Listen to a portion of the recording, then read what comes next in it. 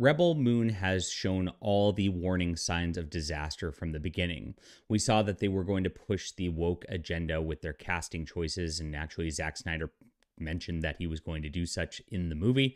There's going to be a bunch of weird trans stuff. Of course, they hired trans writer Mags Visaggio, whose real name is Brian, to write the comic book adaptation, of course, and then Brian went around and dunked on comic book fans the entire time, as Zack Snyder, garnered this reputation as like the not quite as woke in Hollywood that was going to save the DC universe, and had a huge fandom of hashtag Snyderverse followers.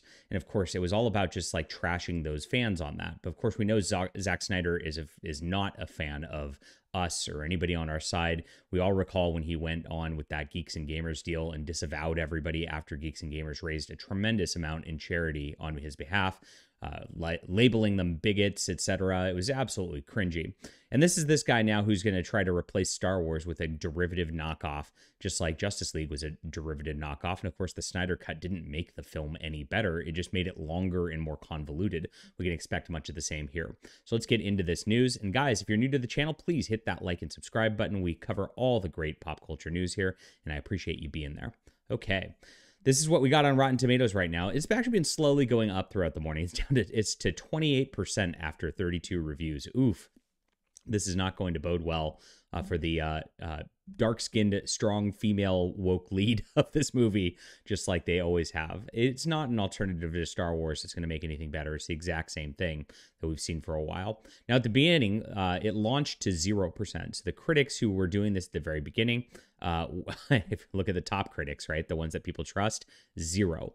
Nobody likes it. Once that happened, a couple of shill reviews came in to make it a little bit better for this, but it's awful.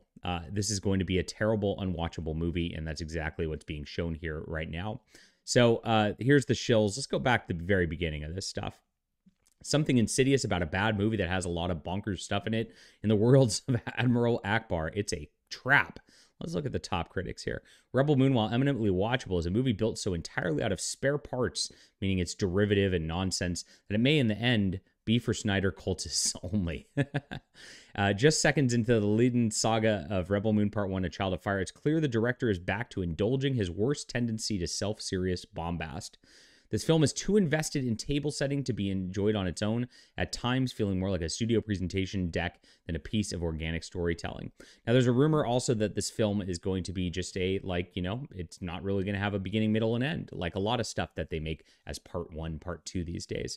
It seems like that's exactly what he's doing, just like he did with Justice League, making something that was too long and too just navel-gazing. And because of that, you have this like split into multiple parts and making a film that's not even entirely a film. And people don't want to watch that these days. It's just like, gosh, cut the crap and make a decent film already. But here's the deal. Like I said already, it's going to have a bunch of woke content too. It's on Netflix. We know this. We know the casting choices are going to be ridiculous. We know there's going to be lectures on pronouns and things like that, because every Netflix show has this kind of thing. It's probably going to have a bunch of race baiting as well. And it's absolutely disgusting, of course, what they're producing and then trying to throw in front of families like some sort of Star Wars thing these days. But this is par for the course of what we expect. The only thing we didn't expect is critics to really pan it this badly. Even with the shills bringing it up to only 28%, this is one of the lowest rating films I've ever seen upon its launch and upon critics coming out with its review.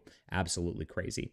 Leave a comment down below with what you think about this, my friends. Hit that like and subscribe button. Of course, we'll be back soon.